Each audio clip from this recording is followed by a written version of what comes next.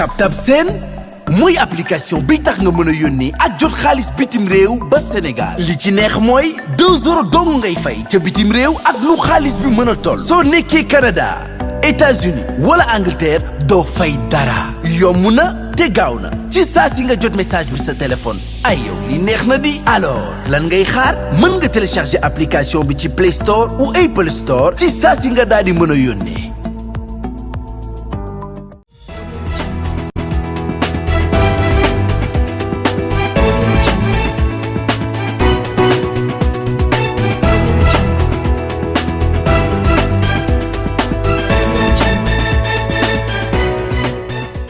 Chers amis internautes, bien le bonjour, bienvenue dans votre journal People. ñu dikk ak yéen ci li gën a fës ci xibaar yi ñu koy dooree nag ak ki nga xam ne moo di njiital Pastef di Ousmane Sonko moom nag gannaaw bañ ko jàppee en détention depuis le 31 juillet bi ñu génn démb nag ñu ngi luy xamle ni dafa nekkoon ci état bu critique ba ñu yóbbu ko fële nga xam ne mooy ca urgence depuis son arrestation ñi nga xam ne nag ñoo di ay membres Pastef ñoom nag bind nañ ab communiqué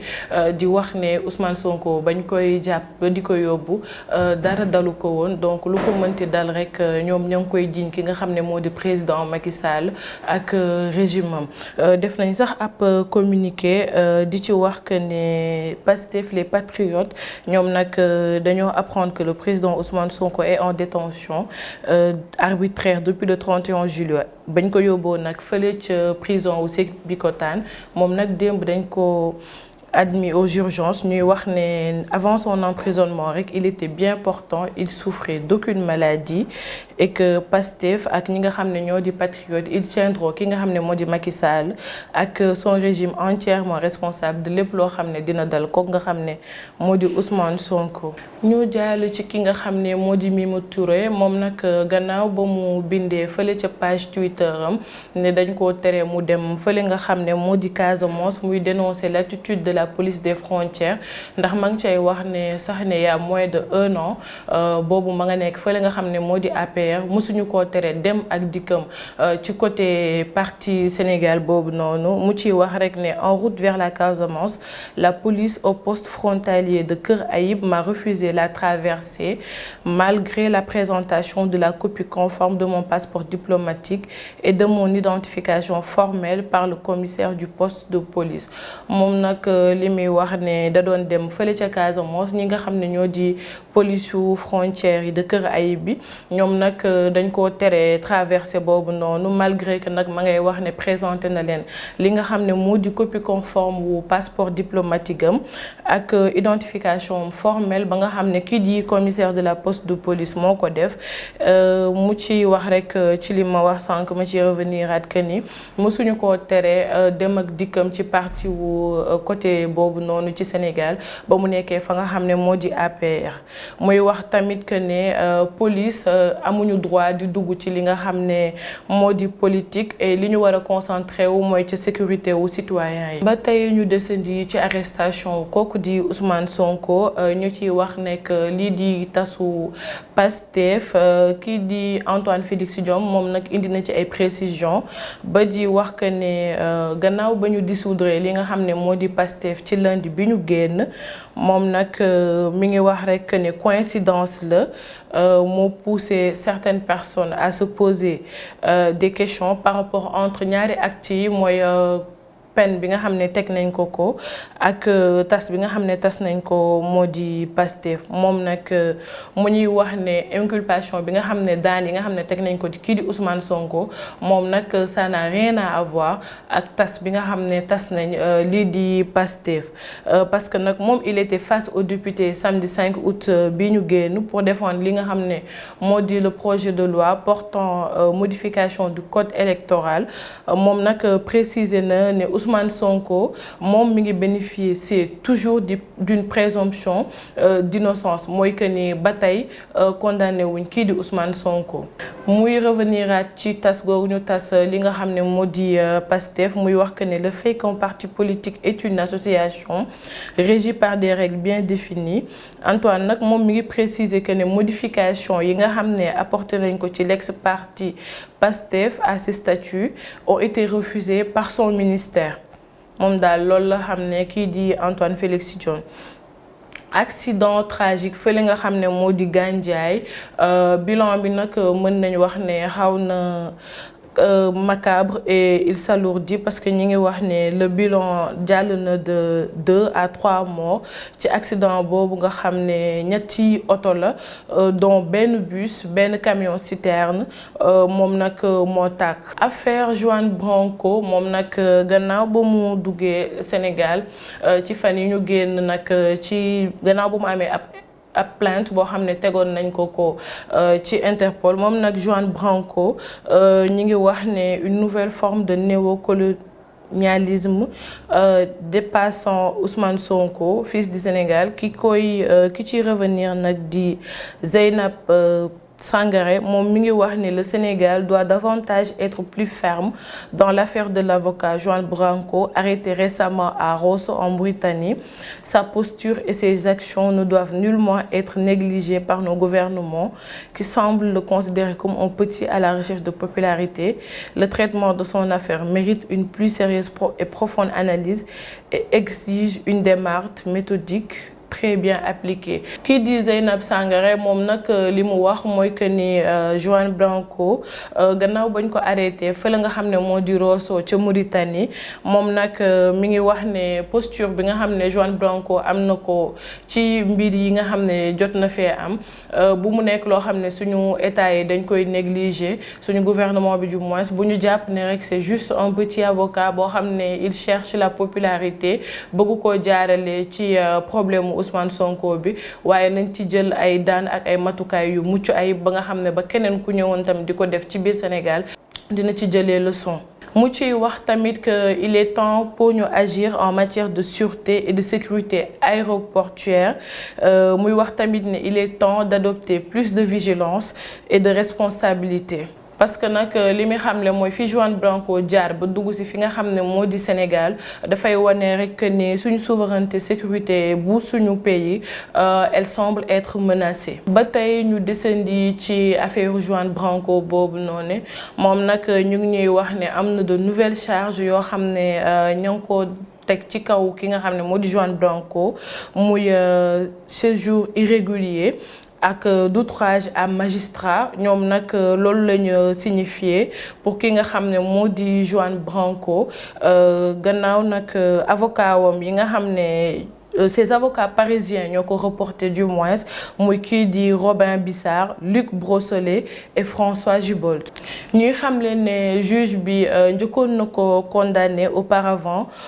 pour attentat, complot de diffusion de fausses nouvelles et actes de manœuvre de nature à compromettre la sécurité publique ou à occasionner des troubles politiques et graves. gannaaw nag bañ ko tegee en détention fële ca prison wu Rebeuss kii di Juan Branco moom mën nañu wax ne dafa adopté li nga xam ne moo di grève de la faim ndax nanguwul a lekk nanguwul a naan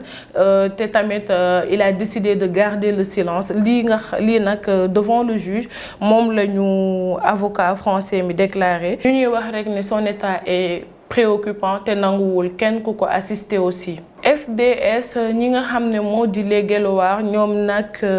ñi ngi wax ne la dissolution du parti PASTEF ak li nga xam ne moo di emprisonnement wu di ki ko jiite di Ousmane Sonko di leader bi ñoom nag ñi ngi wax ne c'est d'une gravité qui met en péril li nga xam ne moo di le pluralisme politique, fondement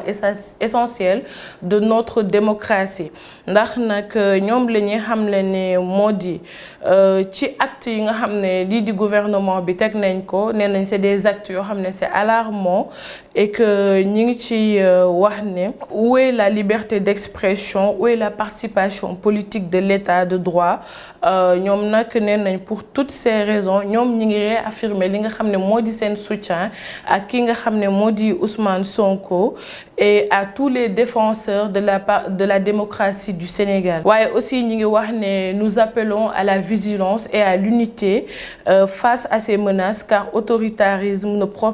prospère que lorsque les citoyens sont divisés est réduit en silence ña ngay wax rek ne ñoom ñi ngi apporter li nga xam ne moo di seen soutien ak ki nga xam ne moo di Ousmane Sonko ak képp koo xam ne bokk nga ci li nga xam ne moo di Pastef waaye di wax rek ni que population Sénégal nañu gën a àndu dooloo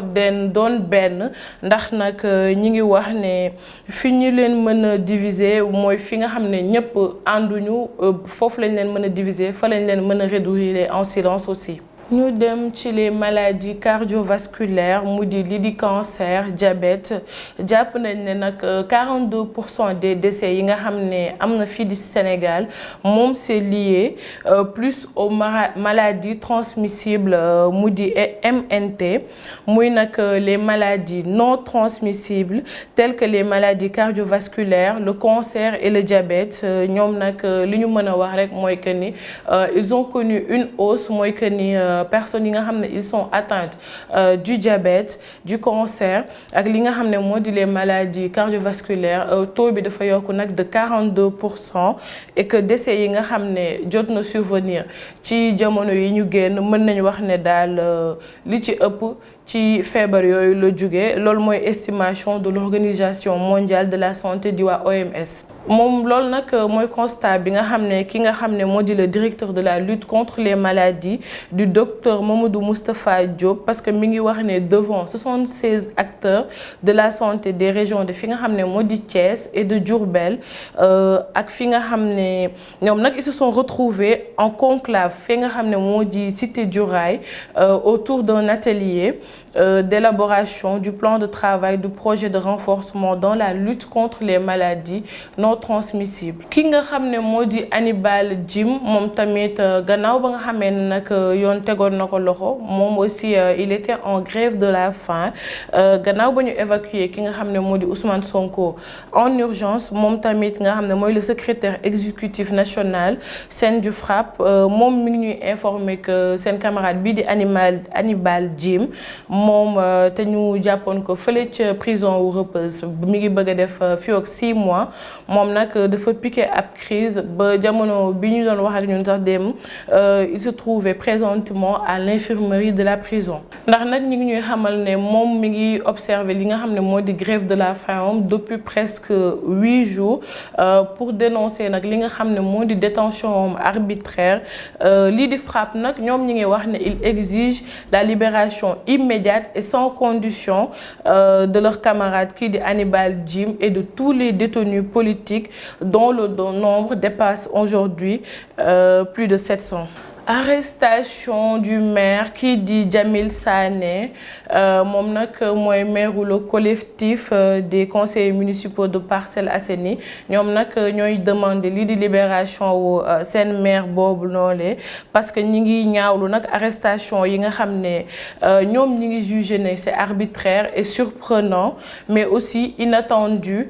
du premier magistrat de la commune selon ses collaborateurs nag lii di séjour kii di Jamil Sané ñu ngi wax ne lii di séjour Jamil Sané en prison porte un sérieux coup non seulement à la population des Parcelles Assainies mais aussi à la volonté populaire ñoom nag ñi xam ne arrestation bi nga xam ne jàpp nañ ko kii di Jamil Sané moom nag mi ngi leen di porter li nga xam ne moo di coup à ñi nga xam ne moo di waa Parcelles waaye aussi ñoom liñ ci mën a relever rek mooy que ne amul dara loo xam ne ñoom jàpp nañ ne tey moom la ñuy jàppee moom la ñuy toppee kooku nga xam ne moo di Jamil Sané ba war koo yoon war koo teg loxo. mais pour rappel ñi ngi ñuy xamal ne Jamil Sané li tax nag yoon teg ko loxo moo di il est poursuivi pour participation à un mouvement insurrectionnel et acte de manœuvre de nature à compromettre la sécurité publique. Niger, démonstration des forces des partisans du coup d'État ñoom nag avant la fin de l'ultimatum de la CEDEAO gis nañ ne quelques 30 000 partisans du coup d'État au Niger ñoom nag ils se sont rassemblés dimanche bi ñu génn fële ca Niamey pour wane nag lii di une démonstration de force à quelques heures de ultimatum ba nga xam ne CEDEAO joxoon nañu leen ko ñoom nag enjoigné nañ lii di les militaires mooy ñi nga xam ne ñoo jël pouvoir boobu pour renverser li nga xam ne moo di président Bazoum mën nañu wax ne sous usage yu force la ki nga xam ne nag moo di Mohamed Tamba numéro 3 du CNSP moom nag il a pris la parole devant la foule pour dénoncer li muy wax rek mooy ceux qui sont tapis dans l'ombre et qui sont en train de manigancer contre la subvention, contre À Marche et En Avant du Niger. Nous sommes au courant de leur plan machiavélique, a-t-il dit. moom nag mi nga xam le ni mooy gannaaw ba mu jëlee parole ñi nga xam ne nag ñoo nekk ci biir à l'ombre di manigancer pour nag daaneel lii di marche Niger ñoom nag ils sont au courant de tout leur plan.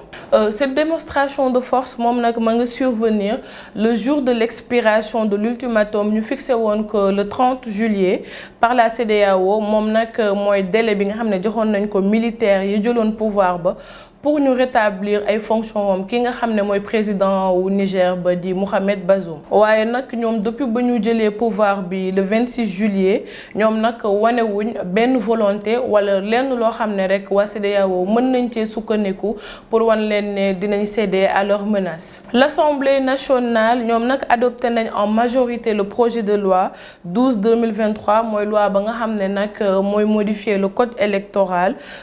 du 23 juillet 2021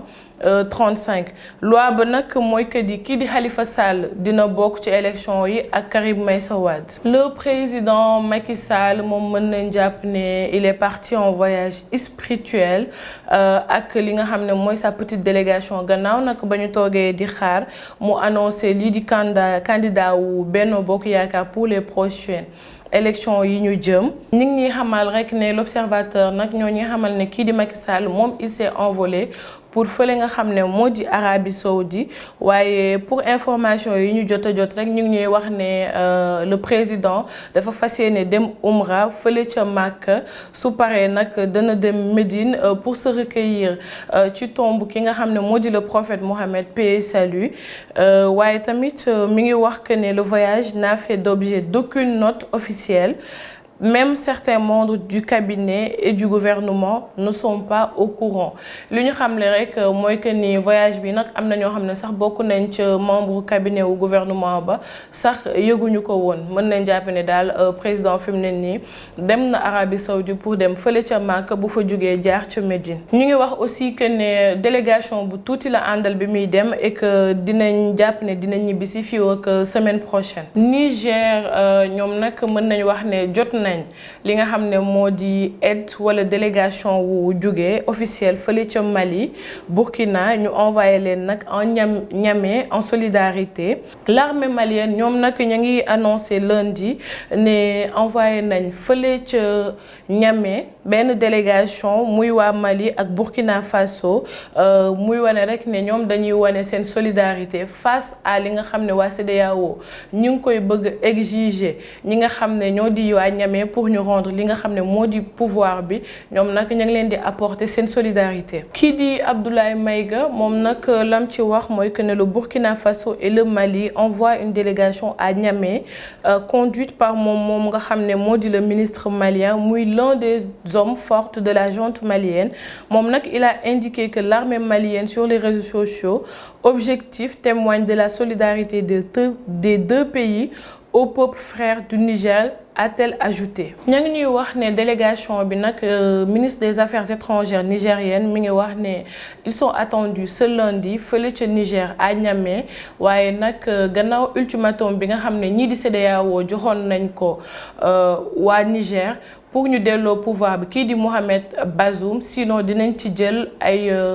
matukaay de force li nga xam ne moo di Mali ak Burkina Faso ñoom gannaaw ba nga xamee ne nag jëloon nañ pouvoir bi en 2022 ñoom nag ñi ngi apporter seen soutien ñi nga xam ne ñoo di waa Niamey te di wax ne CEDEAO ultimatum bi ñu leen jox ak li ñu leen wax ni dañ leen woo rek ci guerre. Chers amis internautes, c'était tout lii moo fi jotoon ruusandi ci ay xibaar ñu leen di jox dig daje d'ici demain à la même heure. D'ici là, restez scotchés à la suite de nos programmes là où on vous informe juste et vrai. À demain, Inch'Allah.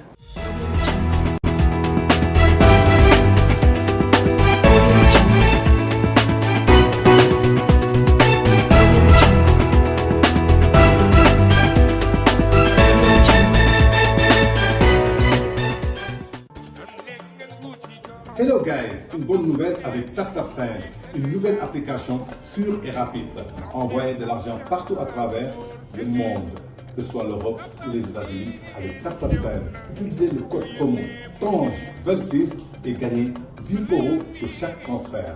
Téléchargez l'application sur Apple Store ou Play Store. Avec TapTapSend, tout est révolu.